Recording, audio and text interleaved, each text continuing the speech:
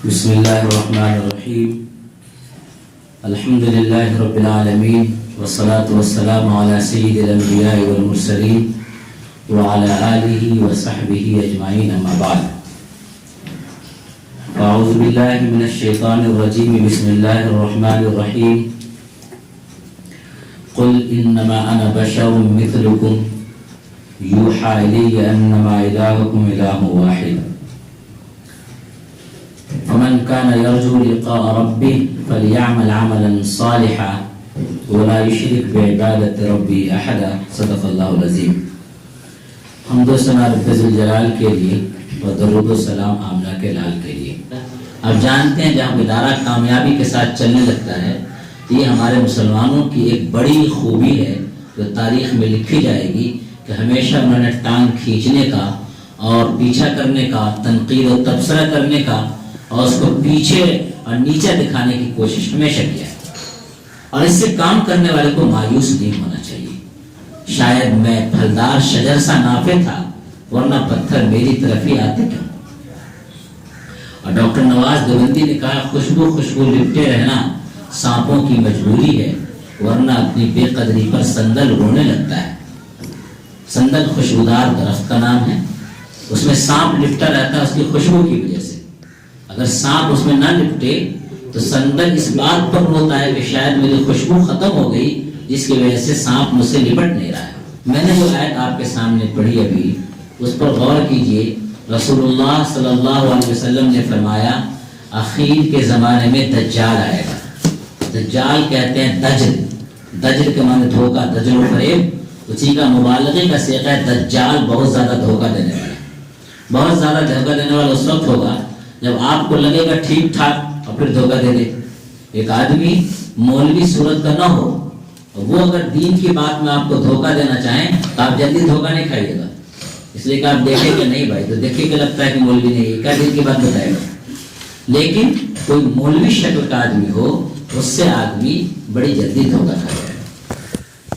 وہ بھی مولوی رومال ڈال کے اور گردن جھکا کر کے اور اپنے حجرے سے مسجد سے حجرا اس کے علاوہ کوئی مطلب نہیں رکھے تو ہمارے یہاں کا معیار یہ کہ سب سے بڑا بزرگ ہے. میں سمجھتا ہوں یہ سب سے بڑا کاہل سست آدمی ہے. ہمارے رسول کی زندگی کا یہ معیار نہیں تھا کہ کمرہ سے مسجد اور مسجد سے کمرہ کرے بس. ہمارے رسول صلی اللہ علیہ وسلم تو امت میں جاتے تھے، امت کو کہتے تھے، امت کی تنقیدیں برداشت کرتے تھے اور پھر قدم آگے بڑھاتے تھے. آپ صلی اللہ علیہ وسلم کا یہ کردار ہے اس پہ عمل کیجیے گا تو تنقید اور تبصرہ تو ہوگا. میں نے جو آیت پڑھی ہے اس کو اگر سمجھیے آپ تو رسول اللہ صلی اللہ علیہ وسلم نے فرمایا کہ قیامت کے قریب دجال کا فتنہ آئے گا. دجال کے فتنے سے حفاظت چاہتے ہیں تو آپ سورہ کہف کی تلاوت کیجیے ہفتے میں کم سے کم ایک بار. اور تلاوت کا مفہوم آپ بچیاں جانتے ہیں، پڑھنا نہیں ہوتا ہے. تلاوت کا معنی تلاوت کے معنی آتے ہیں پیچھے پیچھے چلنا. اس کا مطلب یہ ہے کہ قرآن جب پڑھیے تو اس کے پیچھے آپ چلیے. تو قرآن پڑھ کر کے سمجھیں گے تب نہ اس کے پیچھے چلیں گے. لہذا جو آدمی سورہ کہف کو پڑھے اس کو سمجھے اور اس کے پیچھے پیچھے چلے وہ آدمی کبھی دجال کے فتنے کا دھوکہ نہیں کھا سکتا.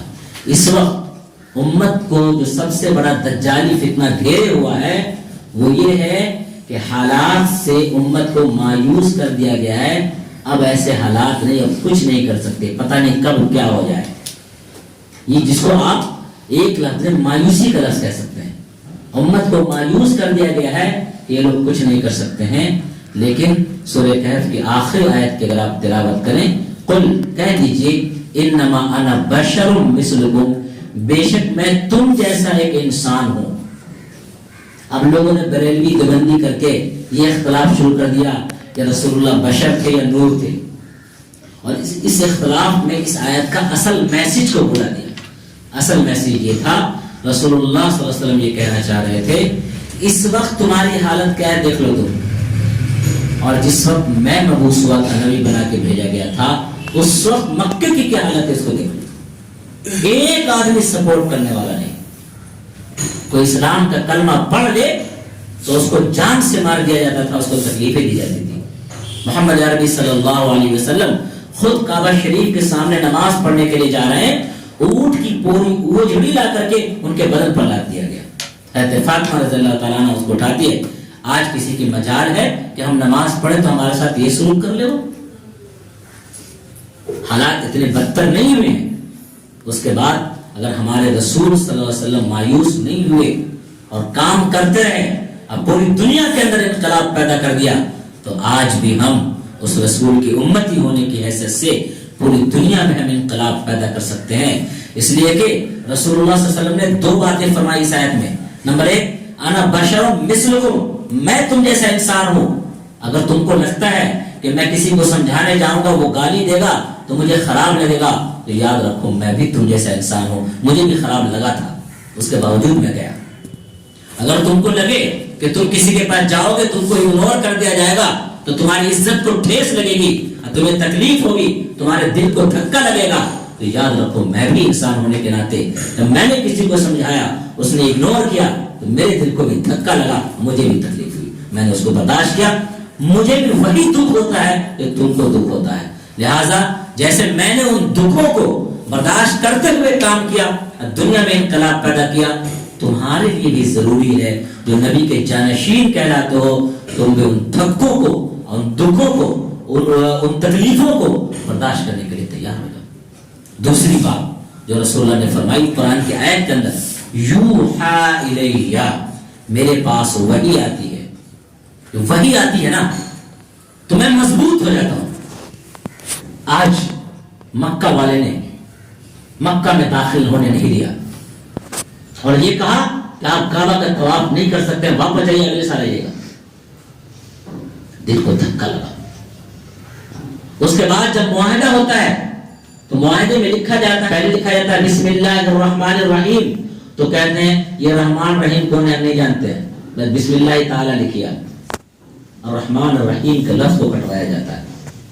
اس کے بعد لکھا جاتا ہے من محمد الرسول اللہ، یہ معاہدہ محمد الرسول اللہ کی جانب سے ہے. تو کہا جاتا ہے میں محمد کو رسول نہیں مانتا ہوں، رسول اللہ کا لفظ کاٹیے، من محمد بن عبداللہ لکھیا. حضرت علی رضی اللہ تعالیٰ عنہ لکھ رہے تھے، رسول اللہ صلی اللہ علیہ وسلم نے فرمایا کہ علی اس کو کاٹ دو. حضرت علی نے فرمایا یا رسول اللہ میری ہمت نہیں ہے کہ میں رسول اللہ کے لفظ کو کاٹوں. رسول پاک صلی اللہ علیہ وسلم نے اپنے ہاتھ میں قلم لے کر کے رسول اللہ کے لفظ کو کاٹا. اتنی ہمت کہاں سے آئی، اتنا برداشت کہاں سے آیا؟ غور کیجیے گا جو جملہ کہنا چاہتا ہوں. اتنی ہمت، اتنا برداشت، اتنے جھکاؤ کو اس نبی نے کیسے گوارا کر؟ وجہ یہ ہے وحی کے ذریعے. وحی کے ذریعے اس کو جو لوگ شکست سمجھ رہے ہیں، ہار سمجھ رہے ہیں، جھکاؤ سمجھ رہے ہیں، اسی جھکاؤ کو اللہ تبارک تعالیٰ نے قرآن مجید میں فرمایا اِنَّا فَتَحْنَا لَكَ فَتْحًا مُبِينًا، میں نے آپ کو کھلی ہوئی جیت دے دی ہے. کھلی ہوئی جیت کا پروانہ آپ کو ہم نے دے دیا ہے. اسی پروانے کے بھروسے پر، اللہ کے اسی کلام کے بھروسے پر، اسی وحی کے میسج اور پیغام کی وجہ سے نبی صلی اللہ علیہ وسلم نے وہ جھکاؤ کو برداشت کیا کہ آج جھک کر کے ہمیں اٹھنا ہے. آج اگر آپ ان وحیوں کو صحیح سے تلاوت کریں اور اس میسج کو اگر دنیا میں عام کریں، قرآن جیسا موٹیویٹ کرنے والی کوئی کتاب نہیں ہے. دنیا کی سب سے اچھی کتاب قرآن مجید ہے، اس کا پڑھنے والا بھی سب سے اچھا ہوگا. یہ احساس اپنے اندر پیدا کرنا ہوگا، تبھی آپ دنیا میں انقلاب پیدا کر سکتے ہیں. آپ خوش قسمت ہیں کہ آپ اس انقلاب کے راستے میں چل رہے ہیں، لیکن بدقسمت ہیں کہ آپ اپنے مقام کو نہیں سمجھ رہے. آپ نے یہ سمجھا ہوا ہے یا آپ کی بڑی تعداد نے یہ سمجھا ہوا ہے کہ جیسے دنیا کا ایک کورس ہوتا ہے ویسے مولوی بھی ایک کورس ہے، جس کورس کو مکمل کر لینا ہے اس کے بعد عالمہ کا لفظ اپنے نام کے آگے پیچھے لگا لینا ہے، بس یہی کافی ہے. بہت چھوٹی سوچ ہے یہ کوئی کورس نہیں ہے، معلومات نہیں ہے. اسی لیے یقیناً جو بچی اچھا لکھے گی وہ اچھا نمبر لائے گی، یہ حقیقت ہے. لیکن یہ بھی حقیقت ہے جو اچھا نمبر لائے گی وہی اچھا کام کرے گی، یہ کوئی ضروری نہیں. کس کا دل اللہ سے کتنا ملا ہوا ہے، کس کا تعلق اس کے اللہ سے کتنا ہے، کون دل سے اللہ کا کام کرنا چاہتی ہے، یہ اللہ اس کا دل دیکھتا ہے. پوری دنیا کے اندر آج تبلیغی جماعت جو کام کر رہی ہے، آپ کے علم میں یہ بات ہونی چاہیے کہ مولانا الیاس صاحب رحمۃ اللہ علیہ جس نے تبلیغی جماعت کی جہاں پر بنیاد ڈالی ہے ہندوستان کے اندر، مولانا الیاس صاحب کی زبان میں لکنت تھی، الفاظ صاف نہیں نکلتے تھے، لیکن ان کا دل تھا۔ سعودی عرب میں ایک شخص پہنچا جماعت لے کر کے ہندوستان کا، اور ایک ایسے آدمی کو تھوڑی بہت عربی جانتا تھا، وہ آدمی عربی میں بات کر لیتا تھا کہیں کہیں پر، ایک بڑے مجمع میں عرب کے سامنے بات کرنے کے لیے اس کو کھڑا کر دیا۔ وہ آدمی عام آدمی کے سامنے تو عربی بول سکتا تھا، لیکن عرب کے سامنے عربی بولنا اس کے بس میں نہیں تھا۔ وہ آدمی جب کھڑا ہوا اور عرب کی اتنی بڑی تعداد کو دیکھا تو رونے لگا، اتنا رویا کہ اس کو ہچکی آ گئی۔ اس کے بعد دوسرا عربی جاننے والا کھڑا ہوا اور اس نے کہا کہ کچھ بولیے گا، تو وہ رکا اور وہ بولا عربی میں۔ اس نے کہا مجھے عربی نہیں آتی، مجھے قرآن بھی اتنا نہیں آتا ہے، حدیث بھی اتنی نہیں آتی ہے، میں آپ لوگوں کو نہیں سمجھا سکتا ہوں، اتنی درخواست کرنے آیا ہوں کہ آپ پوری دنیا کو سمجھا سکتے ہیں، آپ نکلیے، آپ سمجھائیے، آپ کی سرزمین پر قرآن اترا ہے، وہ قرآن کائنات کو سمجھائیے۔ اتنا سننا تھا کہ پورا مجمع رونے لگا۔ ایک بڑی تعداد میں لوگ اللہ کے راستے میں، اللہ آپ کے دل کو دیکھتا ہے، لہذا اپنے دل کو دل بنائیے۔ اور اس وقت مقابلے کی گھڑی ہے، اور اس مقابلے کی گھڑی میں جو پیچھے ہٹ گیا وہ مر گیا۔ ہمت کے ساتھ آپ کو آگے بڑھنا ہوگا اور لوگوں کو ہمت دینی ہوگی، اور اگر ہمت چاہتے ہیں تو دو کام آپ کو کرنا ہوگا۔ ایک یہ رسول پاک صلی اللہ علیہ وسلم کی مکمل سیرت پڑھیے، آپ کے اندر ہمت آ جائے گی۔ دوسرا یہ کہ قرآن پڑھیے، آپ کو رہنمائی مل جائے گی۔ یہ دونوں چیزیں ہیں جس کو اللہ کے رسول صلی اللہ علیہ وسلم نے فرمایا تم ہرگز صحیح راستے سے نہیں ہٹ پاؤ گے جب تک کہ تم ان دو چیزوں کو سنبھال کر رکھو، کتاب اللہ اور سنت رسول اللہ۔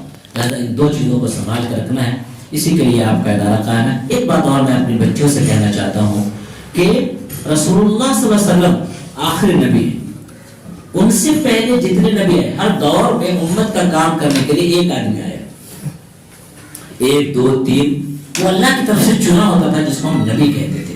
اور وہ جتنے نبی آئے سب کے سب مرد آئے، کوئی عورت نہیں آئی، کوئی نبی عورت نہیں بنی۔ لیکن محمد رسول اللہ صلی اللہ علیہ وسلم کے آخری نبی بننے کے بعد نبوت کا دروازہ بند ہو گیا۔ اب یہ ہوا کہ نبی والا کام نبی کی امت کریں گے، لیکن کسی عالم نے آج تک یہ نہیں لکھا ہے اب نبوت کا کام صرف مرد کریں گے یا عورت بھی کریں گے، کسی نے نہیں لکھا ہے۔ مطلب یہ ہے کہ پہلے جب نبی کا سلسلہ چل رہا تھا صرف مرد نبی بن سکتے تھے، جب نبی کا سلسلہ بند ہو گیا ہے، مکمل ہو گیا ہے، اب نبی والا کام مرد بھی کر سکتا ہے، عورت بھی کر سکتی ہے۔ اس رسول کے ذریعے، ان کے ختم نبوت کے ذریعے آپ کو ایک کام ملا ہے، نبوت والا کام بہت دنوں کے بعد ملا ہے، آپ کو اس امت کو ملا ہے، اس امت کی عورتوں کو نبوت والا کام ملا ہے۔ لہذا اس کام کو زبردست انداز میں کرنا ہے۔ نبی کا کام تعلیمی بھی تھا، نبی کا کام اصلاحی بھی تھا، اور نبی کا کام سماجی بھی تھا۔ آج ہماری بہن نازیہ جو جیتی، بہت سارے لوگ کہہ رہے ہیں عورت عورت عورت، کیوں نہیں بھائی، کیوں نہیں کر سکتے سماجی خدمت؟ اور پھر کہتے ہیں مولانا لوگ سیاست کی بات کرتے ہیں۔ میں کہتا ہوں تم جیسے گھٹیا سوچ کے لوگ، اب 2 پیسے کے فائدے کے لوگ، 200 روپیہ 500 روپیہ لے کر ووٹ دینے والے لوگ، جب تم اپنی رائے دے سکتے ہو تو ہم بے لوث ہو کر سیاست کو سمجھ بوجھ کر، سیاست کی گہرائیوں اور باریکیوں کو سمجھ بوجھ کر ہم کیوں نہیں رائے دے سکتے؟ اور یہ کس کی رائے ہے کہ ہم رائے نہیں دے سکتے ہیں؟ جو خود صاحب رائے نہیں۔ لہذا ایسے لوگوں سے متاثر ہونے کی ضرورت نہیں ہے، بولنے والے بولتے رہیں گے۔ وہ بولنا اپنا اس لیے حق سمجھتے ہیں، وہ سمجھتے ہیں کہ ہمارے پیسوں پر جو پلتے ہیں وہ ہمارے سامنے کیسے زبان کھولیں گے، ان کے دماغ میں یہ رہتا ہے۔ لہذا علماء کو اور علم سے تعلق رکھنے والوں کو ہمت کرنا پڑے گا اور قدم آگے بڑھانا پڑے گا، مقام نبوت کو سمجھنا ہوگا۔ میں نے 4تھی کلاس تک اسکول میں پڑھا اور الحمدللہ آل اسکول فرسٹ آتا تھا، لیکن اچانک جب وہاں سے رخ موڑا تو میں نے اسکول کی طرف پلٹ کر کے نہیں دیکھا۔ میں یہ نہیں کہتا ہوں کہ اسکول کی تعلیم حاصل نہیں کرنا چاہیے، اگر میں ایسا سوچتا تو ان لوگوں کو اسکول کی تعلیم نہیں دلواتا۔ یہاں میٹرک کے ساتھ عالمہ کورس ہے، کلاس 4 تک پڑھا میں نے، اس کو تو مڑ کے نہیں دیکھا۔ اس کے بعد یہاں مدرسہ بورڈ کا امتحان چلتا ہے وسطانیہ اور فوقانیہ کے نام سے. تو وسطانیہ کا امتحان میری جگہ کسی اور نے دے دیا. پھر فوقانیہ کا فارم بھرا گیا. پھر اس کی جگہ مجھے بلایا گیا. میں بہت چھوٹا تھا. مجھے مدرسہ سے پکڑ کے لایا گیا, بٹھا دیا گیا. پرچی آتی تھی, اس کو دیکھ کے نقل کر لینا رہتا تھا. سائنس کی چیز کو نقل بھی نہیں کر پاتے تھے تو وہ نقل بھی دوسرا کرتا تھا. اس طرح سے میں نے فوقانیہ کا امتحان دیا. اس کے بعد مولوی کا امتحان جب دینا تھا تو میں نے والد صاحب سے پوچھا کہ یہ امتحان ہم کیوں دے رہے ہیں, اس کا کیا فائدہ, ہم نے تو پڑھا بھی نہیں ہے. تو والد صاحب نے بالکل سیدھا سادہ جو بچے کو جواب دینا چاہیے اس انداز میں جواب دے دیا کہ اس امتحان کے دینے سے سرکاری نوکری ملتی ہے. میرے دل میں آیا, میں نے کہا میں مرتے دم تک سرکاری نوکری نہیں کروں گا, یہ میرا فیصلہ ہے. پھر میں کہہ رہا ہوں یہ میرا فیصلہ ہے. سرکاری نوکری کرنے والے کو میں برا نہیں کرتا, کرنا چاہیے, بالکل سرکاری کی نوکری میں آنا چاہیے, بڑی تعداد میں آنا چاہیے. اسی لیے ہم لوگ کوشش کرتے ہیں کہ ہمارے لوگ زیادہ سے زیادہ رہیں. لیکن میرا اپنی ذمہ داری جو میں کہہ رہا ہوں, میں نے کہا میں سرکاری نوکری زندگی میں کبھی نہیں کروں گا, اس لیے کہ نبی جس طرح سے آزاد ہو کر کے کام کرتے رہے ویسے میں آزاد ہو کے کام کروں گا.